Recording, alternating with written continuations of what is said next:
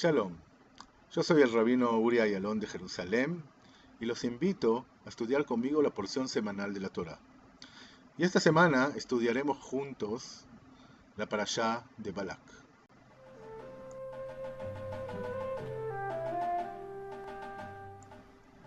¿Y cuál es el tema central de nuestra parashá? El tema central de nuestra parashá es el relato sobre Balak, el rey de Moab, que invita al profeta Bilam para que insulte al pueblo de Israel y de esa manera ayude al pueblo de Moab a ganarle al pueblo de Israel en la batalla.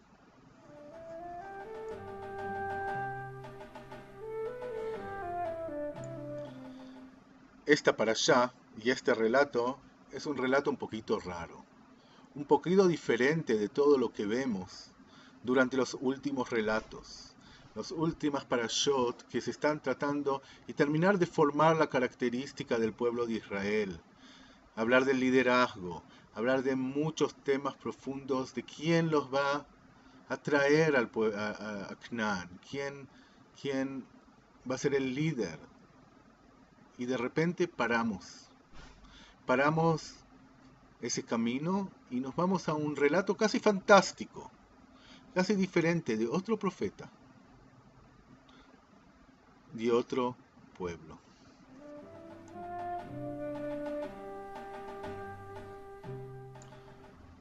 Una de las cosas interesantes es que Bilam es profeta de Dios, es profeta del mismo Dios del pueblo de Israel.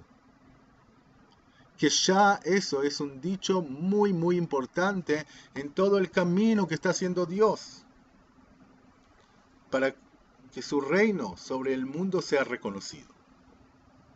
Y acá nos dicen de una manera directa, lo dice Bilam: yo no puedo hacer algo en contra de Dios.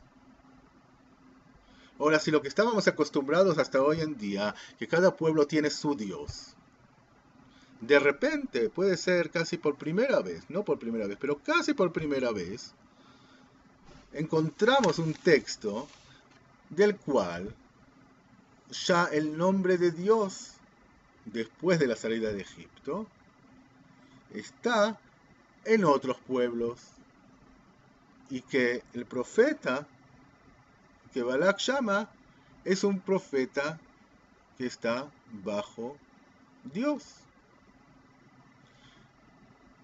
Ese detalle que parece, bueno, que es un detalle no tan central en el relato total, es un detalle muy central para entender, podemos decir, qué progreso hizo Dios en conquistar al mundo como su mundo.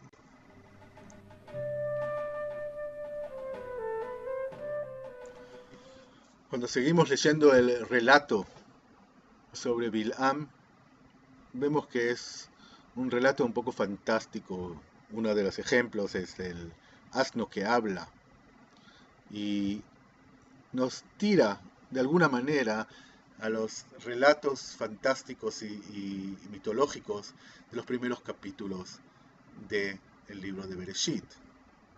Pero por el otro lado, nos trae otra visión muy importante. Después de tener tantas parashot que hablan del punto de vista interno del pueblo de Israel, de repente nos traen una mirada de afuera, una mirada diferente, una mirada de esos que miran al pueblo de Israel. ¿Cómo podemos escuchar la voz? Podemos escuchar la voz de Balak, que tiene miedo. Podemos escuchar la voz de Bilam el profeta, que no puede salir en contra de Dios. Pero lo más importante es tratar y entender que hay otras voces. Y no mirar siempre al mundo de nuestros ojos solos. Quiere decir que se puede mirar al mismo relato de diferente manera. Y ese miedo de Balac es un miedo muy interesante, porque él quiere luchar, o sabe que va a luchar en contra del pueblo de Israel, pero él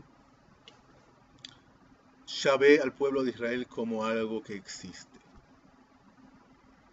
Y para el pueblo de Israel, entender que ya lo miran de afuera como un pueblo y como no unos esclavos que están caminando sin dirección en el desierto, ese es un momento de definición, un momento importante, podemos decir, casi un momento de formar el pueblo de Israel de vuelta con la mirada externa de los pueblos de alrededor del desierto donde camina el pueblo.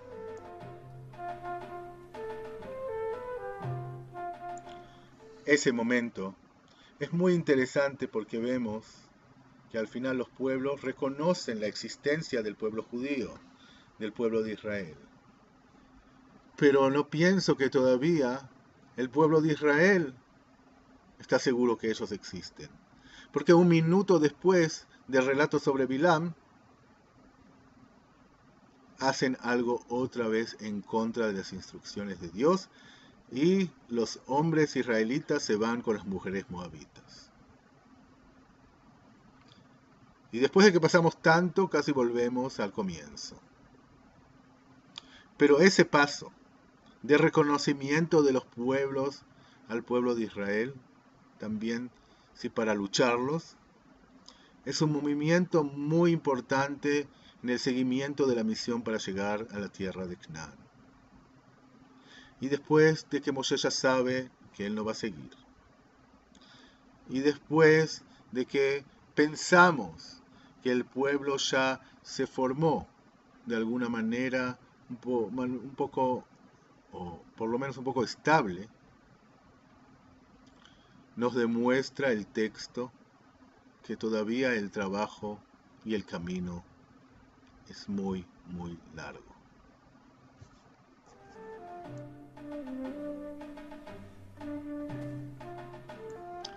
¿Y qué nos llevaremos de este texto para la mesa del Shabbat? Nos llevaremos varias cosas. Nos llevaremos, primero de todo, que la mirada, en todo lo que hacemos, es bueno tener la mirada interna y la mirada externa.